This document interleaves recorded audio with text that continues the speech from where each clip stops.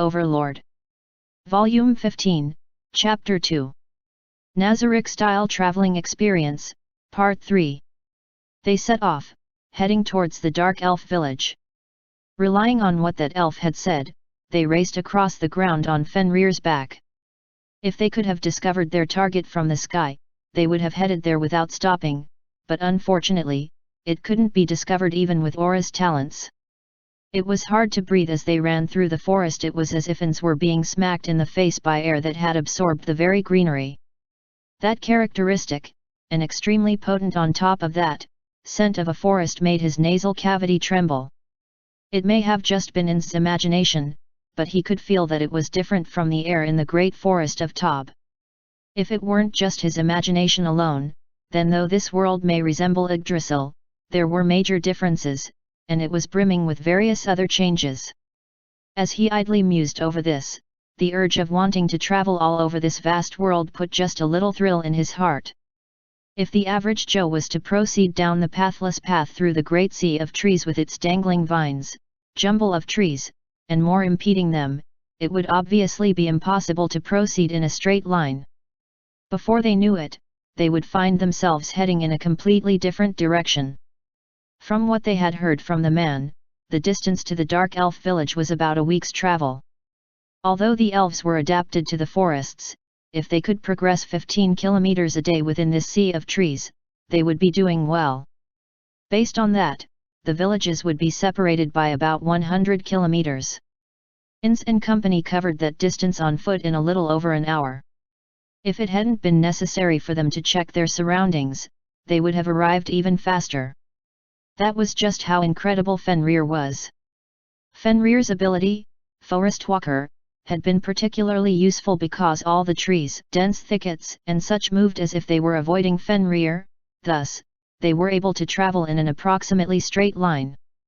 No matter how great Fenrir himself was, they shouldn't have been able to have come this far on foot in such a short amount of time had it not been for Forest Walker. But I think it's somewhere around here. Aura, who was sitting in front of Ans, tilted her head in confusion. Since elven villages were constructed using trees, it was rather difficult to find one in the middle of a forest. Of course, this was the exact reason why their civilization developed to use trees to construct their villages. The royal capital of the elves, with all its surrounding trees cut down, was the exception to this. That being said, it should have been impossible for it to have been so cleverly hidden that Aura, a ranger with high-ranking abilities in her own right, couldn't find it. Since it was difficult to imagine that they had just failed to notice it on the path they took to get here, they might not have reached their target village yet. As long as we weren't mistaken about the distance to our destination, there's no problem. If anything, it would be a problem if we got too close. Ins touched the mask he had equipped with his hand. I want us to find the village before they find us. I want information on them, so we're going to conceal ourselves somewhere we won't be found. What he was most scared of was that they had come to a completely wrong place. However, he wasn't really worried about that being the case. Of course, if one were to tell him to go into a place without a single point of reference, like the sea of trees, without any hesitation, Ins would absolutely not be able to do that. The directions he got from the elf were, once you've gone about 2,500 paces there will be a huge boulder, and from there turn in the direction where 3 trees are standing in a row, advancing around 3,000 paces, and so on. Ins thought his explanation was less than crystal clear. But not to Aura. Certainly, there had been occasions when even Aura was confused and had to search the surrounding area, but she was still mostly confident and had guided them this far. Were rangers always this amazing, or is it just Aura who's amazing? He hadn't felt it as much when they were making their way to the Dwarven Kingdom, but this trip had led Ins to conclude mentally that this would have been impossible without a ranger accompanying them. Even Yggdrasil had this kind of dense forest, but in hindsight, they were still adjusted for the players. He didn't think a real jungle would be this formidable. But on the flip side, it was just a fact that this experience had a certain excitement to it. Out in these backwater regions, if anything were to happen, I can totally understand that desire for the unknown. The world searchers, hey! Explorers were those who pursued that excitement. The figure of a true adventurer that Ins sought. Throw it all away and walk around exploring this world, Finding himself idly considering such things once again, Ins shook his head. There was no way he could do such a thing. It was an act that would never be permitted for Ins Oolgaun, the supreme ruler of the great tomb of Nazarick. However, maybe it would be allowed if it was just for a little bit. Not abandoning Nazarick, but taking a paid vacation like he was this time. Come on, I'm just thinking about the same thing over and over again. Honestly, I guess I can't claim that it doesn't come from the desire to drop this heavy baggage and run away. In the end, am I just going around in circles without any development? Am I incapable of growth because I'm an undead? Or is it because I am me? When I think about that, all I can do is sigh. Well, there's no point in thinking about unhappy things. Anyway, this time is with Aura and Marie, but how about I bring Cositus and Demiurge along if there's a next time? I haven't brought them along since that one time. Ins recalled when they acquired the land ship at the Katsa Plains. Okay. Let's get rid of those pessimistic thoughts and think positively. If I were to go on the same kind of journey again, it would be pretty rough doing it without a ranger, but trying to overcome that challenge through wisdom and insight might be pretty entertaining. It was precisely because Aura was here this time that they were able to make it this far in good shape, but it was a little disappointing that this meant Ins hadn't done anything at all. Of course, he could just butt in and say he'll handle things himself. If he did, Aura would probably be considerate and step aside for him. If Ins were to make a mistake, she would surely think of something to help him while being careful not to offend him. However, oh gods, anything but that. Because I already feel like I'm getting in the way of running the Sorcerer Kingdom enough as it is. Therefore, the best way to get what he wanted was to have an adventure without Aura. That way everyone could rack their brains together and have some fun. However, it should be noted that Ins only thought of it this way because he had confidence that his powers could pull through during an adventure. For example, if he was in some unknown place and lost his bearing, he could return from anywhere using teleport. For example, even if some unknown magical beast came charging out of that thicket, he would be able to deal with it somehow, and even in the worst case, he could still flee back to Nazarick. Sending adventurers out into the unknown world. That in and of itself wasn't a mistake. Even Inzach, the guild master himself, endorsed it. However, it's not good to consider myself as the standard for an adventurer. Really, when I see Aura playing an active role in a place like this right before my eyes, I can feel the necessity of properly training up the adventurers. It wasn't as if Ins particularly wanted the adventurers to die. We're conducting training in the Great Forest of Tob, but the levels of danger in the Great Forest of Tob, which was under the complete control of Nazarick and here, were wildly different. It might not be a bad idea for the adventurers to gain experience at the Great Forest of Tob and hold the final exam here, but the circumstances surrounding that would require further discussions with Marie. Insama. Oh, sorry Aura. It seems I got a little wrapped up in my own thoughts. So, what did you need? Well, what do we do now? Ins looked up at the sky. He couldn't see it through the green leaves growing in abundance on the branches. However, the red-tinged sun casting its light over the earth was more than enough for him to know what time it was.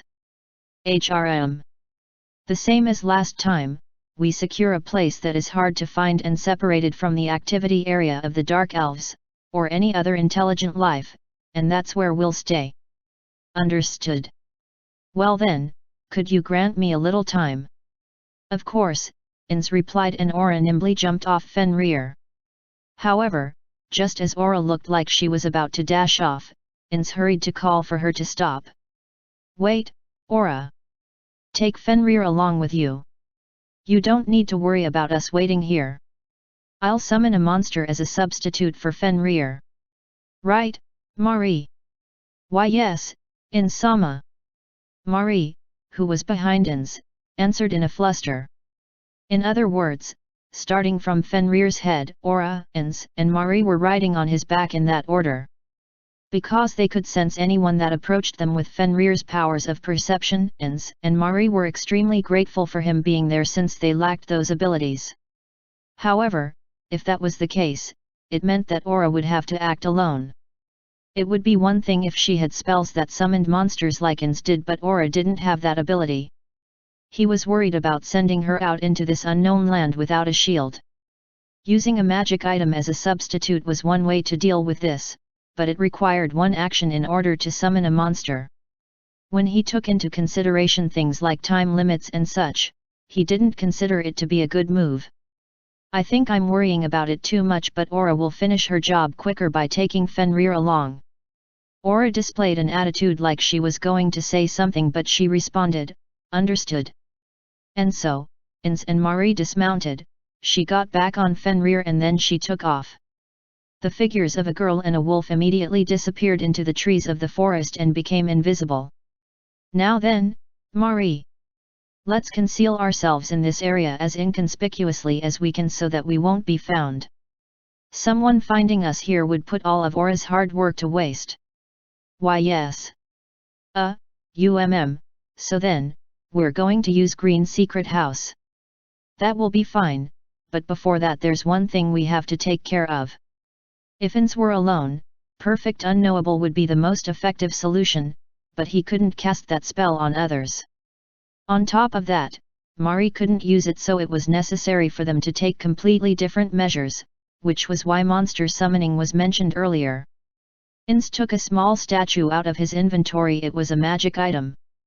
Statue of the magical beast Cerberus. A magic item from the same creator as the statue of the animal warhorse that he had once used before. Fully engraved right down to the bulges of the muscles, brimming with the feeling of movement, it was a magnificent piece and like a work of art. When Ins used it, it instantly swelled up and the magical beast appeared. What appeared was, of course, Cerberus. It could bite with its 3 dog and lion-like heads, scratch with its razor-sharp claws and bite with its poisonous snake-like tail. All its attacks could also be imbued with fire damage, and it possessed complete resistance to flame and poison.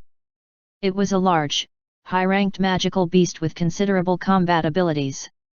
That strength could be better understood when speaking in the terms of monsters that could be summoned through Summon Monster 10th.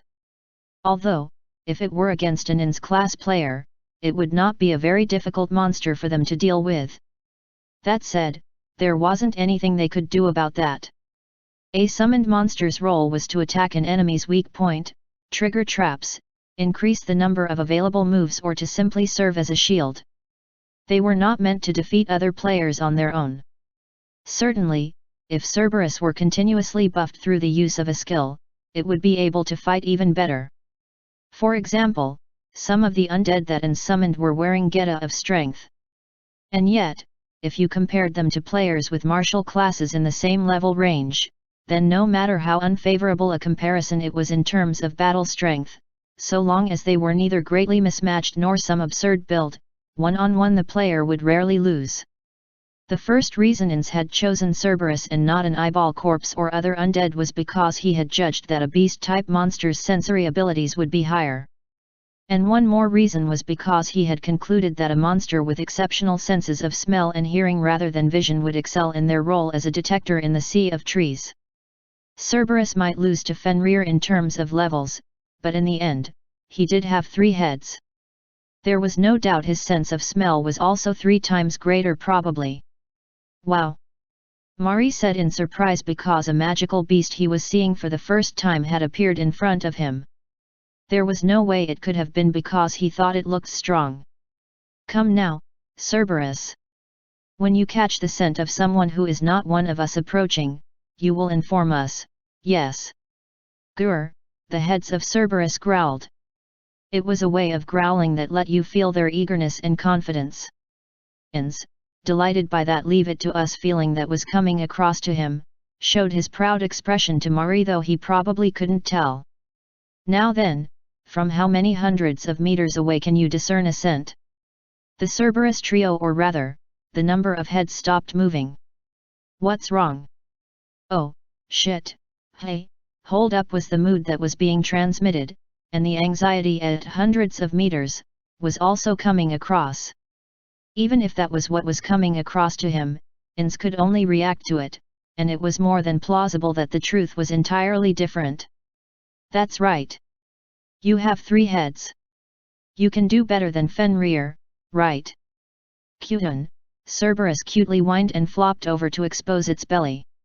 Perhaps if it had been a puppy doing it, one would appreciate its cuteness and maybe even Ins would have rubbed that defenseless belly. However, he was dealing with Cerberus. Bluntly speaking, it wasn't cute. It was the same with that giant body, but his looks were far too grim. As Ins stared at Cerberus, Mari fussed over him and rubbed his belly. What are you doing? While being mindful of Mari, who was rubbing his belly, Cerberus slowly got up and with a determined expression growled, I'll do my best, I'll do it, this is impossible, in response to Ins's question. It seemed like there were 3 different sentiments coming across. What Ins focused on was that 1/3 of the sentiments were negative. It's fine if it's too much for you, okay?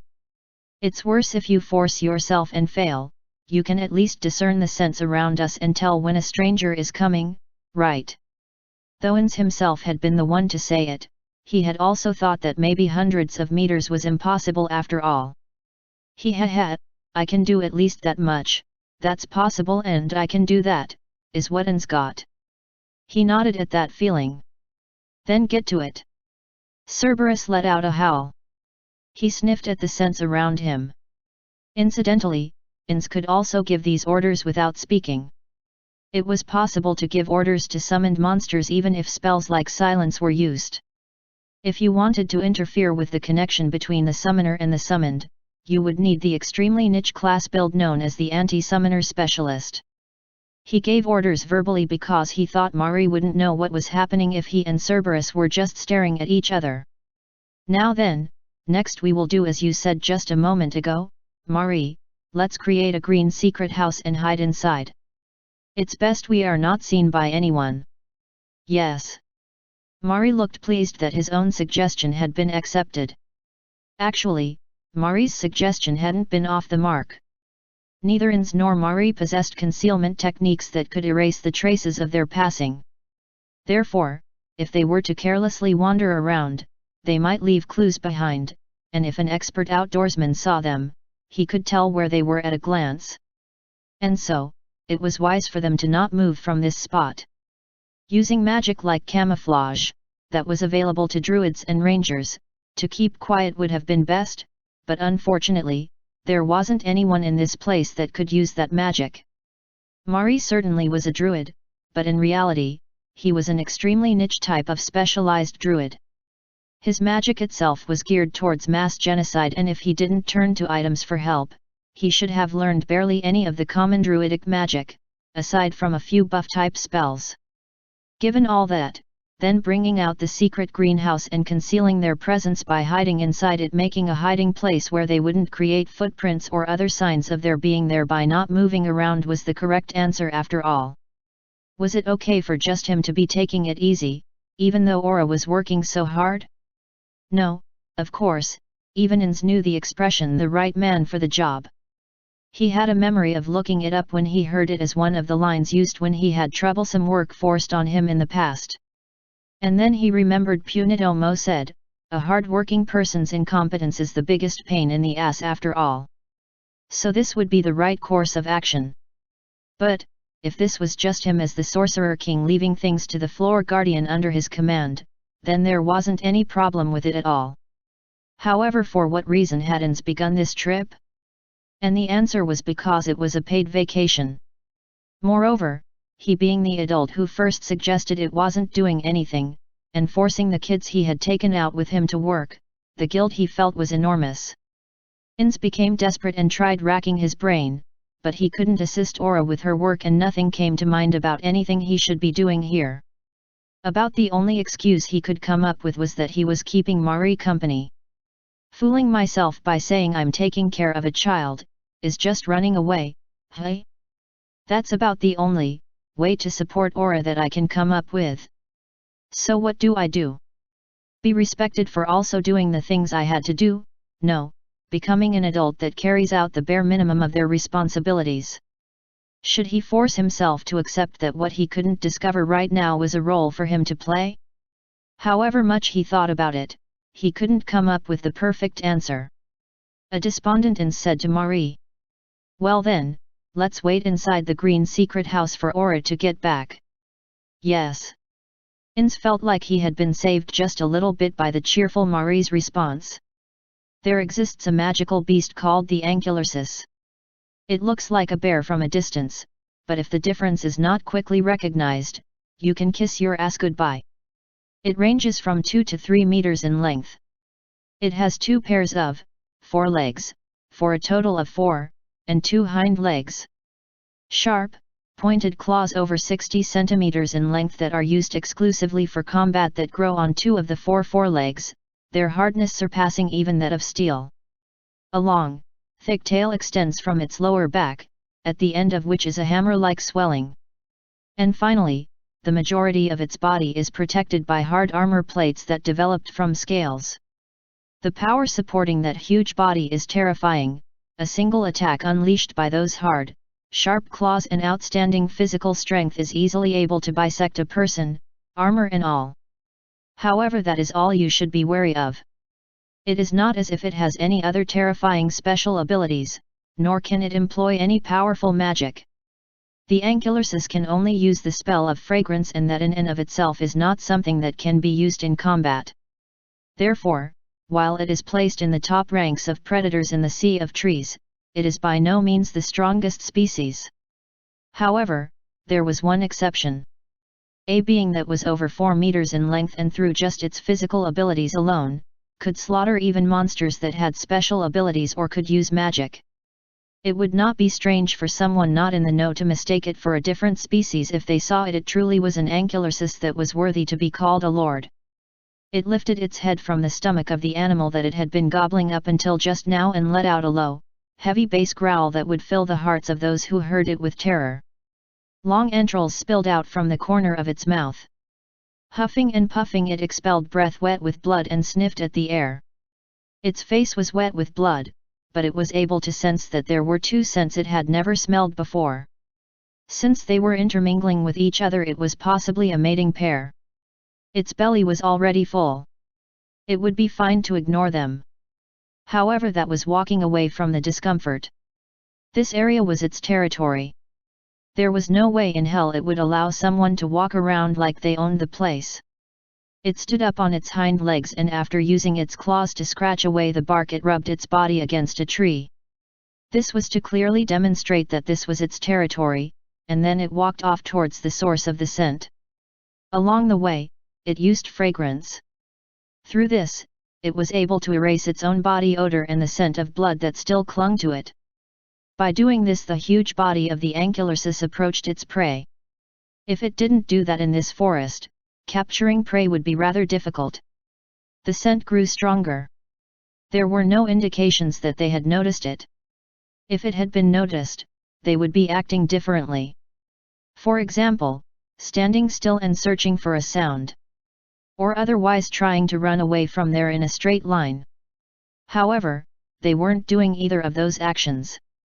Or else were they thinking they could win if there were 2 of them? It approached as quietly as it could until it was close to the scent. It couldn't catch sight of its quarry that was still concealed by the trees. However, that was enough. It was always like that when it brought down prey. If it could see them, then it could be seen by them. It never rushed until they could see each other, and while cautiously discerning the scent, it crept closer, and all at once closing the distance in the blink of an eye, that was hunting. It arrived nearby. The scents weren't moving. Therefore, just like the usual hunts, it instantly broke into a run. Despite having a huge body, it raced through the trees like the blowing of the wind. Since it didn't have any handy abilities like Forest Walker, when it made this area its territory, it cut down all the trees that would interfere with it being able to easily pass through. Of course, no half-assed trees could stop its charge, but because there were times when an alert quarry had taken advantage of them to escape. It certainly was overwhelmingly powerful, but it was not as if its hunts were successful every time. That was the reason it made preparations. The source of the scent was ahead of it. A little black one, and a big black one. The little one was on top of the big one. They were not a mating pair. Most likely they were two different animals. But, it wasn't that strange. There were those kinds of animals. They each helped the other one out. The wisdom of the prey to protect themselves from predators like it. For example, the one on top used some special power, and the one on the bottom ran away, that kind of thing.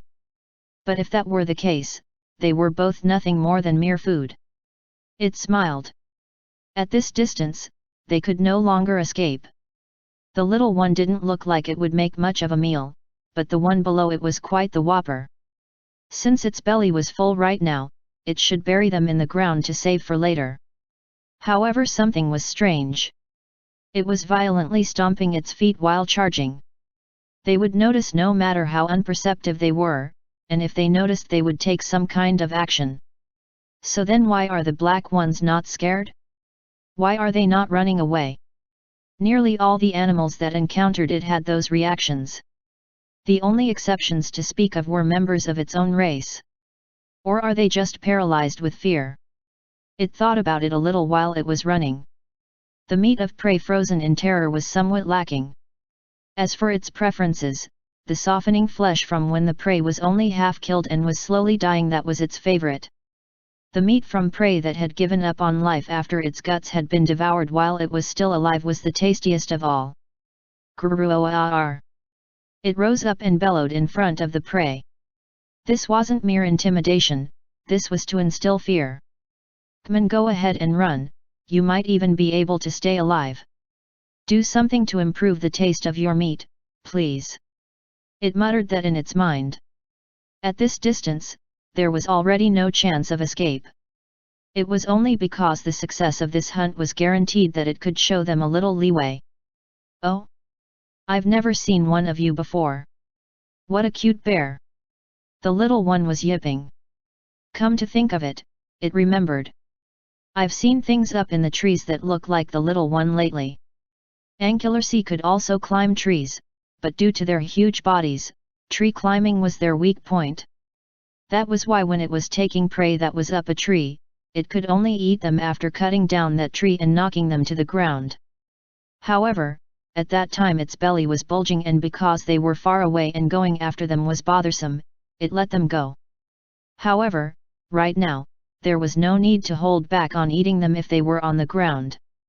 The black one on the bottom was looking this way without moving. It swung its foreleg with the large claws growing out of it. First, the one on the bottom so they can't escape. At the same time as a ching sound rang out, its foreleg grew hot and changed into intense pain. It lost its balance, and starting from its tail fell backward. In a panic, it looked at the foreleg that had the intense pain running through it. It was still there. It wasn't gone. However, it was in so much pain it was as if it couldn't move. When it looked, a long snake-like wriggling thing was dangling from the hand of the little one on top. Had it been attacked by that? Then it might be poison. When it was very young it had been bitten by a huge poisonous snake, and this tingling sensation was similar to that. Okay. I'm not gonna hurt ye. I'm not gonna hurt ye. When the little one swung its hand, a loud bang came from a nearby tree. The snake-like thing extending from its hand had struck the tree. The force of the impact had burst open the bark as if it had exploded from the inside out. I can do that much myself. And yet, chills ran through its entire body. Was this one really small? Step by step and little by little it began to seem frighteningly big in its eyes. It's all right, it's okay. I'm not scary. See, I'm not scary at all. While it was yipping, the little one on top separated from the big one below. It came down to the ground, and came closer with both its forelegs spread out wide. It really was that small after all. I wonder just how much of a difference there is between it and me. I'm the predator and they're the prey is how it's supposed to go. Then how can this one be approaching me without any fear? It was as if the quarry were a predator itself. It moved its eyes from the little one approaching it to the big one. It was watching them intently. This was also something it couldn't understand. No matter what animals had encountered it, they had never taken this kind of attitude before. It turned tail and fled from the unfamiliar dread. When it was very young, around the time it parted with its mother and left the nest, it had experienced fleeing from preys that were far beyond its ability to handle many times. So, there was no shame in running away from things it didn't understand. However, there was something that coiled around its hind leg. Alioop. Its field of vision spun around in circles. It was assailed by a sudden feeling of weightlessness, as if it were being hauled up, and then a shock ran across its back. For some reason, I'm lying on the ground half turned over. When it stood up, the long, snake-like thing was coiled around the hind leg that had been pulled, and that little one was holding the part beyond that. I have no idea what is happening or how, but does this mean that little one knocked me down? Me, by that littleness. Geez. I told you not to run away. The little one growled, baring its teeth. It was a sound that said, make no mistake, I'm going to eat you. Maybe it was an ambush-type predator. Did that mean the one in the tree that time was as strong as this one? So it's no good after all, hey. And I can't just keep Insama waiting, maybe it would be better to just kill it and skin it instead of capturing it. But wouldn't that be a huge waste? I could also use it for my experiments. Insama also said that killing should be the last resort. It was staring at it. Maybe this meant that it was slow-moving. That was why it used that snake-like thing extending from its hand to capture prey. It tried tearing off the snake-like thing coiled around its leg. However, it couldn't. It was firmly dug in and wouldn't budge. In that case, it used the claws that it was so proud of. There shouldn't be anything it couldn't cut with them. Goo. It was baffled. It couldn't cut it. Even though these were the claws that had cut through everything until now, they couldn't cut. Yeah, whatever. I'm not gonna fight it. There was the sound of crunching dirt and sliding grass as its body moved. The coiled snake was being hauled in. It was steadily being dragged while leaving tracks in the ground. There was no longer any doubt. That little one possessed absurd strength. I guess it can't be helped. I don't really like doing this, but I'll try it once. I guess I'll kill ya if it doesn't work. The snake-like thing was removed from its leg. Wpssh. Before it could even think I should run, a jolt of pain raced through its body. Gwoooo. The jolts of pain came in rapid succession. Arms, legs, face, belly, tail didn't really hurt that much. If it were going to try to cover some part of its body, it would be its back.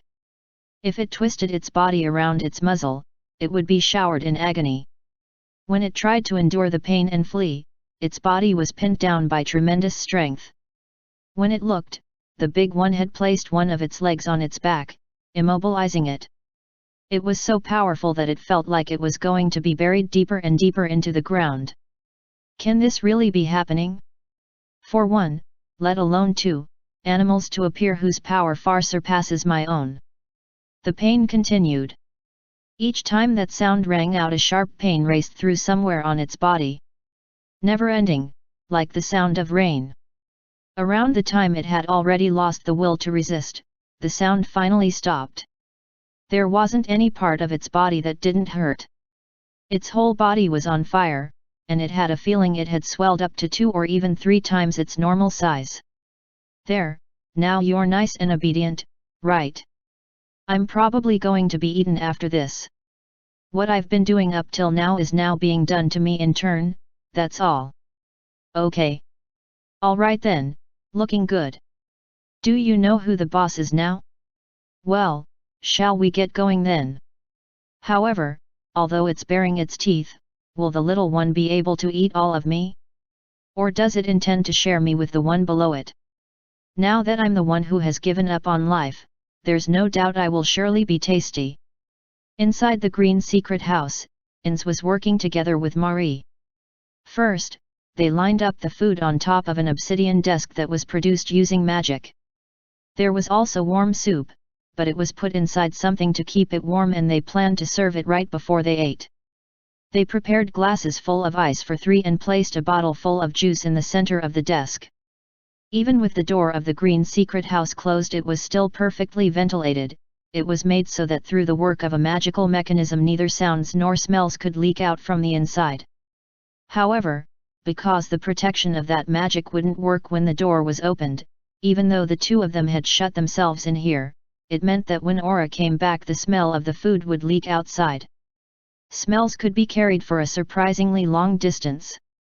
Aura, of all people, probably wouldn't commit some blunder like returning to base without confirming the surrounding area was safe, but he couldn't rule out the possibility that a scent flying outside of Aura's sensory range wouldn't be noticed by someone else.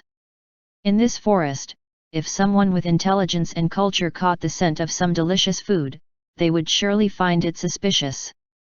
The dark elves themselves didn't possess a sense of smell on par with beasts.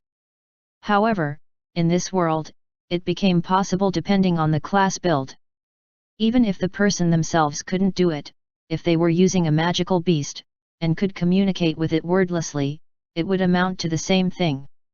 In other words, this meant that Ins and Marie were diligently working away at something that would make Aura's work wasted.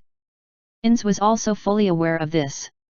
So, the reason the two of them were cheerfully preparing for a meal was because, even with Ins forcing his empty skull to work at full capacity, this was the only idea he could come up with to escape his feelings of guilt in the end.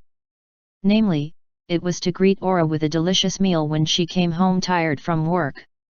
Of course, he might be getting his priorities backward by showing his appreciation with an act that would put all of Aura's perseverance to waste. That was why Ins thought about it the other way around. Yes, they just didn't have to be found out by another person. The problem was the smell being spread around the area, and that someone else might be lured in, enticed by it. If that was the case, he just had to make it so the smell didn't spread. The most foolproof way was to have the table set, shut the door when Aura came inside, and serve the food. But that lacked impact. That was why, when the door opened, it would be ta-da, there's the food. That feeling of surprise itself had the biggest meaning and significance. So, he had returned to Nezarec and had the head chef prepare dishes with as weak a smell as possible. On top of that, the wind elemental that Marie summoned with a magic item sent the air around them up into the sky. All the air including the smells would be sent up to the tops of the trees where it would finally start to spread. Scent particles were heavier than air. He didn't know whether it was the same in this world. For some reason, they might not come back down, and even if they did, by the time they reached the ground they would have become considerably diluted. But, because when the updraft is created the leaves will sway slightly, not to an extent that Ins would worry about, but if some sharp-eyed person were watching from the sky, they might feel like something was out of place. However, a few days ago, when Ins was doing high-altitude reconnaissance, ordinary birds were about the only things that were flying in the sky, so it was probably fine not to worry. Insama. It's about time I returned this to you. Around the time the preparations were finished, what Marie held out was the orb Ins had given him a short while ago. It was a top-quality magic item he had named Elemental Gotcha. Inside the transparent, glass-like sphere were 4 lights moving around in circles. 4 times a day you could summon and use an elemental for 1 hour. The types of elemental that could be summoned were fire, water, wind and earth. There were also the composite elementals of fire plus earth equals magma, water plus wind equals blizzard, earth plus water equals bog, fire plus water equals hydrothermal, earth plus wind equals sandstorm, fire plus wind equals firenado, and more. Among these, the elementals of fire, water, wind, and earth could manifest as high-ranking elementals with levels in the low 40s, mid-rank elementals with levels in the mid-20s, and as lower-rank elementals with levels in the single digits. On these occasions, a single high-ranking elemental was summoned. The number of mid-rank elementals was random, but between 1 and 3 were summoned. The number of lower-rank elementals summoned was also random, but a minimum of 3 to a maximum of 6 were summoned. In regards to the composite elementals, they could manifest as high-ranking elementals with levels in the mid-50s, mid-rank elementals with levels in the low 30s, and as lower-rank elementals with levels in the low 10s. However, the number of composite elementals summoned in all cases was 1. Just from hearing this, you might think it sounded pretty useful, but unfortunately the elemental summoned was chosen randomly. Moreover, compared to the lower rank elementals, getting a high-ranking elemental to appear was difficult. When it came to the higher-ranking elementals, it was on the same level as winning a shooting star ring. It was far too strategically useless to not be able to summon something that suited the opponent or situation. If you summoned an earth elemental when flying in the sky, all you could do was watch it drop like a rock. In fact, they had to use the item 3 times until Mari could summon a wind elemental. No, there's no need for that. I'm giving it to you, Mari. As you are aware, the item is a little iffy, so I'd be happy if you would hold on to it for me if you don't mind. Although it would be a little different if it could summon, say, the highest ranking elementals, defiled elementals, or holy elementals. Furthermore, it was originally restricted so that only druids could use it. If Mari doesn't have it, then its only role as an item would be decorating the treasure hall. It might be useful while your levels were low, but when it came to Ins and Mari, it was an item that couldn't even be used as a shield. For that reason, he had originally placed it in his inventory thinking he would give it to someone whose levels were low. Are you sure that's okay? Yeah, I don't mind. Rather than leaving it collecting dust in the treasure hall, Mari using it would be 100 times more valuable. Thank you very much. So are the elementals summoned by this considered the same as having been summoned using magic of that element? I also have an item that can summon elementals, but for those you have to cast a spell with the corresponding element or that has it as a secondary element, before activating it. In other words, if Mari wanted to summon a flame elemental using an item, he had to use magic that had flame as a secondary element, for example, although Mari couldn't cast it fireball before using it. I believe the prerequisites have probably been met, but why don't we test it out once, the next time we have time to do it? Why, yes. Please let me do it. In the past, this was before he trusted them completely. He had investigated the abilities of all the NPCs, and in doing so he had also learned about their equipment. The item that could summon elementals that Mari mentioned could certainly summon a single high-level elemental, but could only do so once every 24 hours and the summoning duration wasn't even 10 minutes. If he were being honest, the value of the item itself was low. There were plenty of other much more powerful items. And yet, the reason Mari hadn't switched out that piece of equipment was because Byukyubuku Kagama had given it to him. Ins knew that this sentiment was shared among all NPCs. In spite of there being far better items, the NPCs would not change their own items. If they were to change them, it would just be for another piece of equipment that they had been given at the beginning. Of course, if Ins gave it to them, like he did just now, they would use the item, but they had never submitted a request wanting to switch out their gear of their own accord. The only time it might have been when they were having combat drills and Albedo came pleading that she wanted to borrow various things. They were all being bound. That was an extremely rude way of putting it, but those were the words that flashed through his mind. That went for himself, too. Is something wrong? Ins was pulled back to reality by the worried-looking Mari's expression. It seems he had been thinking about meaningless things. Oh, no, nothing, that's right, it's nothing at all. I was just thinking about how if I were Mari, how I should use this item, that's all. Sure enough, summoning an elemental in advance is about all it's. The Cerberus on the other side of the door moved. When Ins opened the door, Cerberus let out a growl. The 3 heads were pointed in a certain direction. There could be no doubt that this meant someone's common. Ins and Mari looked at one another. I had intended not to let any smells slip out, but, was my plan seen through? I don't think that's what it is though. Cerberus hadn't met Aura and Fenrir.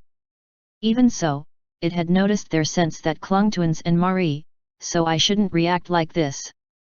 The two of them looked in the direction Cerberus was glaring together. There didn't appear to be anything hiding in the trees. Mari cupped a hand behind his ears, trying to hear any sounds coming from that direction. It definitely seems like something is heading this way. In other words, it's not them, is it? When Aura and Fenrir departed, they had gone making nary a sound. I'm sorry. I can't tell that much. Bulletin, but you're right. As Insama says, I think if it were my sister she would be coming much more quietly, Bulletin, but I don't think there's any chance that she would make noise on purpose just to let us know that she searched the area and that she knows there's no problem, and that she's heading back. In other words, he didn't know. Then I guess it can't be helped. I'll be going as we originally planned. Ins activated Perfect Unknowable and gave a command for Cerberus to accompany him. Unlike when it was necessary for him to give verbal commands, mental commands wouldn't be interfered with by Perfect Unknowable. However, because even Cerberus couldn't see Ins, their positioning was important. If they handled it poorly, it was possible he would be sent flying by Cerberus. Perfect Unknowable really does come in handy. It's a shame that Pandora's actor, who can transform into me, is the only one who can use it. Well, there are others who could do it if I allowed them to use scrolls, but there are things like materials, time limits, and all sorts of other problems with that. While mumbling and grumbling in his head, Ins walked following Cerberus' lead. Before long, even Ins' ears could hear the sound of grass being trampled, and he saw an enormous shadow. A bear. However, this was different from your average bear. It seemed to have 6 legs and looked like its fur was soaking wet and clinging to its body. Maybe it was some sort of magical beast with the special ability to shoot out water? But what caught Ins' eye more than that was Aura sitting on its back. She was holding a whip in her hand, and caused the bear-type magical beast to tremble in fear when she cracked it at a regular interval. On the side was Fenrir accompanying them. Aura didn't have that sort of magical beast under her command, right? What the hell is going on? No, he could just ask her about it. It seems they had noticed the Cerberus and were warily looking this way. But, the reason they didn't immediately move to attack was probably because they couldn't confirm whether it was a wild Cerberus or a Cerberus that Ins had summoned. They seemed to be saying that if it were Ins' servant, it should somehow have that feeling to it, or would it be different for a summoned monster? Ins cancelled Perfect Unknowable. Insama. In an instant, the look of caution disappearing from her face, Aura shouted in joy. Hey! Giddy up! Aura swung her whip at the bear that seemed rather reluctant to come this way. Letting out a scream that could only be thought of as animal abuse, the bear walked to Ins, terrified. When Aura arrived in front of Ins, she dismounted the bear.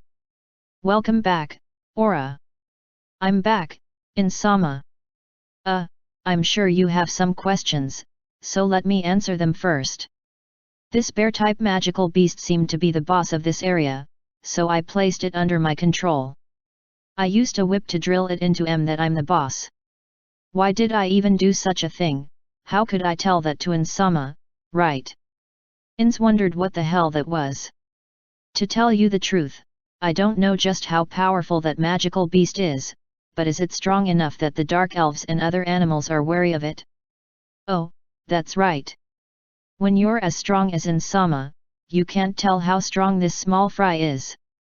Let me see, it certainly isn't that strong, but it seems to have more than enough strength to control this area as its territory. So, if it were your ordinary, average dark elf, I think they wouldn't get close because it would be dangerous. Actually, it appears nobody approaches this entire area out of fear of this guy. Therefore, I recommend making this our temporary camping area, on the point that an intruder will hardly ever appear. That's wonderful. I see, Ins thought. There certainly was a bigger merit in placing it under their control rather than just killing it. Because it was unclear how much time they were going to spend searching for and observing the Dark Elves with this as their base. If that was the case, then if they killed the lord of the territory, the surrounding area would be in an uproar and the Dark Elves were likely to come here to gather information. So it would be better to let it live, in the sense that they could also avoid that kind of encounter. Be that as it may. Aura. It's not as if I'm questioning your judgment, but aren't you already controlling magical beasts to the limits of your ability? There haven't been any magical beasts within Nazarick that have been released from your control due to this one being placed under your control, have there? In most cases it was customary for them to be freed in order from oldest to newest, not when one was to choose and release magical beasts, but when they were forced to be released. It was even the same for summoned and created monsters. In Yggdrasil, there were few examples of a warning message popping up and being able to select which one to release yourself. Everything's a-okay. Beast tamers have connections to the magical beasts placed under their control, but I don't have a connection with this one, per se. In other words, that means I haven't placed them under my complete control. I just simply drilled it into him that I'm the stronger one. So, I'm not using the beast tamer ability to raise its abilities either. I see, if that's the case then we can't say it's completely safe, can we? That meant it was possible for its wild instincts to awaken and suddenly attack them. Having said that, he couldn't imagine Aura overlooking that possibility. She had probably judged that the people here wouldn't suffer the slightest injury from it. However, they had to confirm it, just in case. Ins, wondering what level it was around, suddenly remembered his pet. By the way, which is stronger, Hamsuke or this one? Aura had an apologetic look on her face. No, even if you didn't look so distressed. Can't you clearly tell just by looking that the bear-type magical beast is stronger? May I be allowed to answer you honestly? Of course. I, the master of Hamsuke, have no reservations at all. Let me hear your unbiased opinion. In that case, speaking in terms of pure physical abilities, it's stronger than the old Hamsuke. But Hamsuke can use magic, so if you consider that much, it's difficult to predict which one would win in the event they fought. Because if magic is effective, the course of the battle will be decided instantly. On top of that, the current Hamsuke even has the warrior class. If it's in an armored state, I think Hamsuke would win without question. The image of the Hamsuke that just lazed around sleeping appeared in In's mind. And for some reason, there was a death knight next to him. He became slightly irritated. Certainly, Hamsuke was classified as a pet, so Ins didn't mind that he lazed about. You could also say he was working just by walking around with Mammon. On top of that, Ins also knew that he was working hard to acquire the warrior class and other skills. And yet, it made him angry whenever he saw someone goofing off next to someone who was working hard. You don't have to go so far to stand up for Hamsuke, Aura, but he swallowed those words. It was out of consideration for Aura's feelings. She would never praise Hamsuke. I see. Could he say anything more than I see? Ins, who didn't want to say anything like Hamsuke's pretty amazing too, was at a loss, so he decided to ignore it and move on. So did a magical beast that strong just happen to be here? Or is it that magical beasts like this are common in the Sea of Trees? It's something I'd like to investigate thoroughly. We haven't spotted any high-level magical beasts on our route so far, have we? Yes. There may have been some that were just passing through, but I didn't see any. Perhaps if we searched, we might be able to find some, but what are we going to do? No, we won't bother with that. It's not as if we came here to find this sort of magical beast. Understood, Insama. But there's something about exploring that is a little attractive. Magical beasts like this bear haven't been found even in the great forest of Tob. Therefore, there's a high probability that plants and animals, the native medicinal plants, and things that are unique to this place optimized for this environment are living here. On top of that, there may be places where some kind of special phenomenon is occurring. In this world that had magic, places where special phenomena occurred existed. Water that flowed from bottom to top, a hill where a pillar of rainbow-colored light stood on the days it hailed, a desert where an enormous tornado occurred once every few decades. It seemed that these sorts of peculiar sights could be seen. That's right, could. Unfortunately, there still weren't any of those mysterious areas within the territories swallowed up by the Sorcerer Kingdom. In Yggdrasil, these sorts of places had unique effects, and rare materials and monsters could be found there. Would that rule also apply to this world? Let's take the pillar of prismatic light that dropped a rainbow stone, as if that light had solidified, after it vanished, for example. This was famous as an item that aided in the creation of magic items. Wouldn't it be related to the strengthening of Nazarick if that kind of special region could be brought under the Sorcerer Kingdom's control? It doesn't seem likely that the elves have a thorough knowledge of the Great Sea of Trees. If that's the case, then it's just as you said, Aura. In the future our objective will be exploring this place. That's right, it may be necessary to send out adventurers. The undead that Ans produced were unable to do things like discovering new species of medicinal plants. Maybe it was time for an adventuring party with an undead team of luggage bearers added on to take the stage after all. Now then, let's head back. Mari is waiting for us. Okay. Even so, Insama. This is just to confirm, but is that Cerberus something that Insama has summoned? Yes, of course, you're exactly right.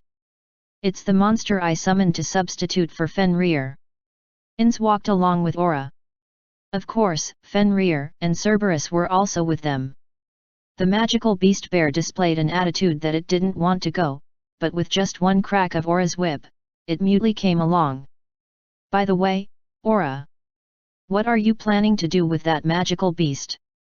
Considering that it hasn't been placed completely under your control, how do you think we should deal with it? Yes. So, I'd like to consult with you on this, but is it okay if I bring it back to Nazarick? Are you going to let it roam freely on the 6th floor? It was one thing if it possessed the degree of intelligence necessary to hold a conversation like Hamsuke, but he couldn't allow a low-intelligence magical beast to roam around freely. Even a magical beast around this level could probably kill the ordinary maids. If that were so, then a portion of the NPCs would be barred from entering the 6th floor. And that wasn't all, there were the other plant-type monsters on the 6th floor. There was also the question of what to do about their safety. I wasn't considering going so far as to let it roam around freely, but I have been thinking I want to try placing magical beasts under my control, excluding the skills I have as a beast tamer. I was thinking that I could use it in that experiment. If it's something like that, I really want to assist you with it, but to gain a power that was unique to this world, and impossible in Yggdrasil. From the point of view of Ans, who was thinking about it increasing their own abilities that couldn't grow any further, he should have accepted Aura's proposal. However, it's not like it absolutely has to be this magical beast, does it? Something much weaker. How about starting with a magical beast that's around level 1? If it were a magical beast of that order, then the NPCs, even if the ordinary maids were attacked, they could probably manage it somehow or other with the strength of their equipment. That might be fine, too.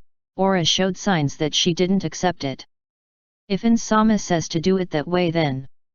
No, I'm not saying anything like that, alright? But, I was wondering, why does it have to be that bear? Is it that you actually like bears? Suddenly, Aura looked back over her shoulder. Fen. I'm going to get mad, was all she said in a slightly cold tone, and immediately turned her head forward. Sorry about that, Insama. It was because Fen looked like he was going to do something weird. Ins looked back, but it didn't feel like he was about to do anything. However, that was probably because she had said something. Ins returned his gaze and asked Aura a question. Ah, well, don't worry about it. Now then, why that bear? Yes. It can't talk like Hamsuke can, but it seemed like it was fairly intelligent. Fen and the others can't talk, but they're really clever, aren't they? I don't think whether being able to talk or not is an indicator of intelligence. As you would expect, the ones with a certain degree of intelligence are more suited to training. Certainly, had a feeling that he may or may not have a memory of seeing Fen and thinking the same thing. Suzuki Satoru lived a life unconnected with pets, but that seemed to be fundamentally different from the good dogs he heard about in stories. Of course, if you just said it was because he was a magical beast, that would be the end of it. So that's why Fen sometimes listens to what Mari says. The ones with a certain degree of intelligence are more suited for training after all.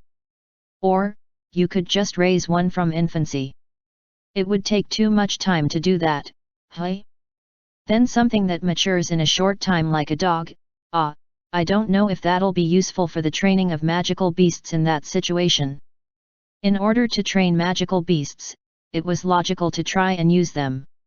When you considered that you also had no choice but to accept Aura's proposal. But outside of Nazarick is fine. Look, right now, there's that place where we brought the humans from the royal capital are living, right?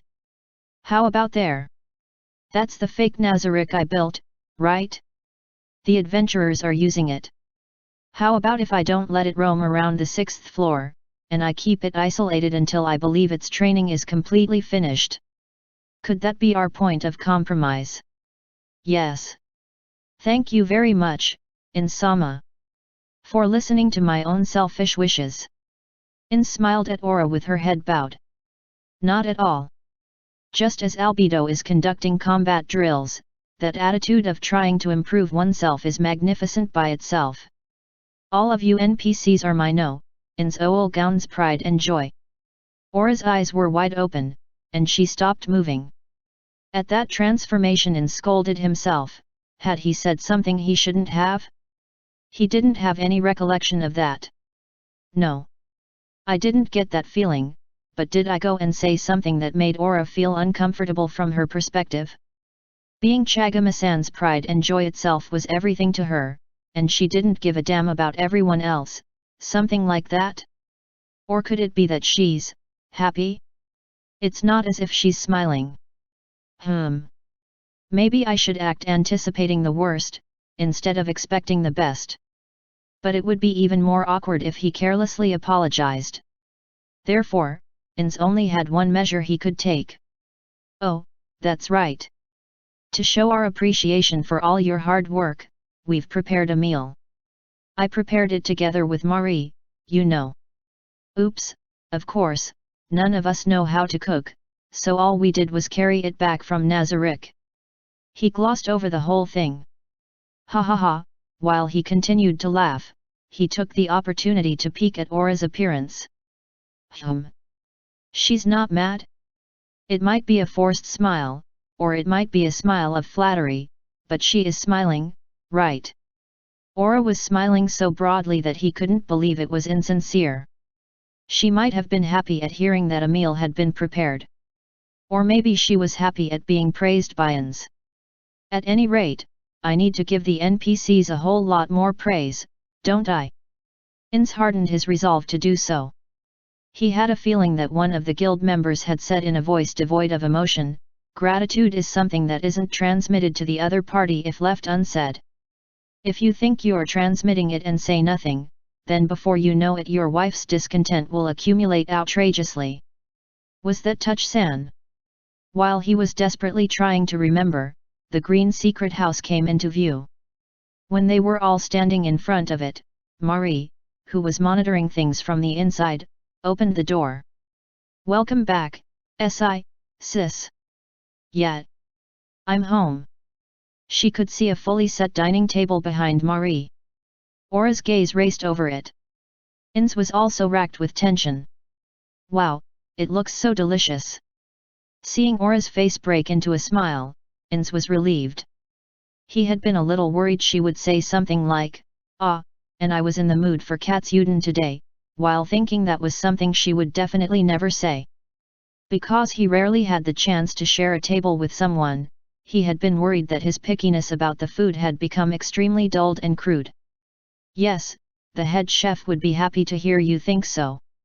In addition to that, I also had Fenrir's portion prepared, but they had placed an enormous huge lump of meat, exclusively for Fenrir, on top of a stump they had prepared next to the base. It was a cow they had been raising for livestock, so fresh that it had only just been strangled, and the blood was still dripping. The dairy farm was in a place that was separated by a short distance from Nazarick, a vast plot where the cattle were largely left to graze. The head chef said, "I personally prefer the taste of grain-fed to grass-fed meat for that breed." Perhaps he had a big influence, or other people felt the same way, but it wasn't a very popular choice of meat within Nazarick.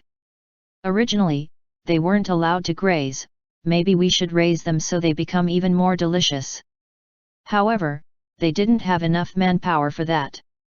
In Irantal, among the people who had been forcefully moved in order to create the demi-human district its nickname, there were hardly any people who had skills related to animal husbandry, and even if there had been, they would have gone in the direction of the frontier villages. Be that as it may, it was just someone who was fussy about the taste talking. There weren't any problems if it were a magical beast's feed. What should we do about the portion for that magical beast bear? He'll be fine even if he doesn't eat. It looks like he ate right before he ran into me. On top of that, apparently one kind of training is not giving him any food until he completely understands that I'm the boss and obeys me. Is that so? No, well, it might certainly be exactly like that.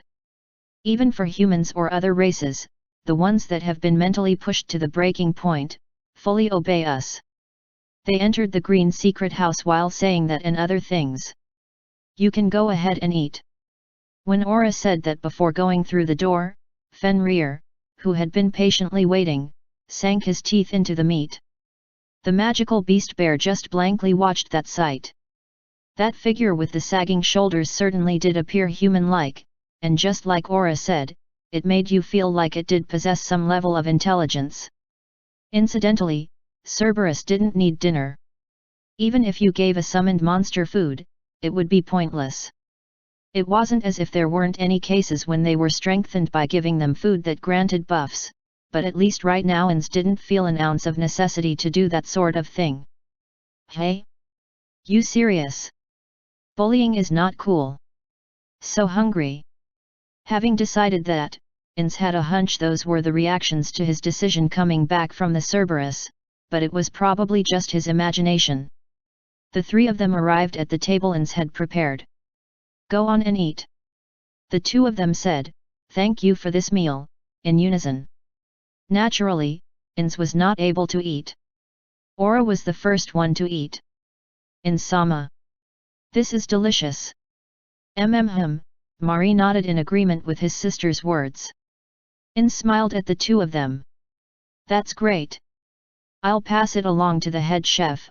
I want you two to listen to what I have to say while you're eating, but we know from Aura's investigation that we'll be fine even if we build a temporary base in this area.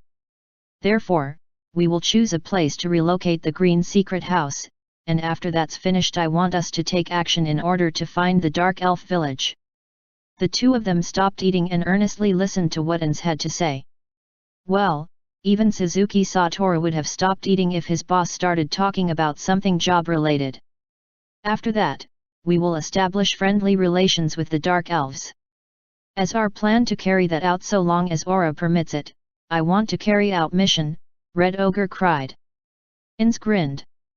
He had once carried it out with his friends, and those friends had dubbed it a dirty trick. In truth, right when he was thinking about using a monster he had summoned himself, Aura brought back just the right magical beast for the job. If she gave her approval to use it, there would be no other hand to play as magnificent as this one. It not being under her complete control was an element of uncertainty in the plan, but conversely, that would also increase the realism. He didn't know whether it differed by the individual or by their race, but there was no uniformity in the acting ability of monsters. The evil Lord of Wrath had given an outstanding performance, but according to Shizu it seemed that the circlet demon was a damn ham. He had wanted to conceal their identities and strength, but wouldn't it be better if they could just slip right in? If it were fine to spend however many years on it, there might have been a much more different way to go about it, but when he considered the theocracy he didn't think they had that much time. Cried because of sadness? Or cried as in shouting? "In-sama, just what is this plan?" Ins once more grinned at the curious aura. At one time, it was one of the many things he had learned from his friends. It seemed that the strategy's name was based on something, but Ins acted like he knew, without actually knowing.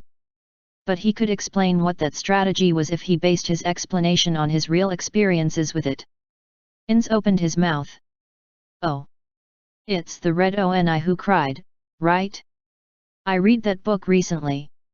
Being the first time he learned the source of the strategy's name, Ins closed his mouth and slowly looked up at the sky. If he had seen a majestic blue sky here, Ins's mind, its own ignorance beaten into it by a child, might have also learned a thing or two. He might have received the consolation that he was small compared to the entire world. However, all he saw was the ceiling of the green secret house. After he had stared at the unremarkable ceiling for a bit, he turned his face to see Mari's pure and innocent smile. The possibility still remained that Mari was jumping to the wrong conclusion. "Is that right? You're something else, Mari. I've never read that book before. You say it's called The Red Oni Who Cried?" "Yes. So, the contents of that book are what we're going to use that bear that my sister brought back to do, right?" "Oh yeah, probably, that's a bullseye." "Ahoy. Yeah. You sure are amazing, Mari." And so, Ins showed the two of them a smile. End chapter.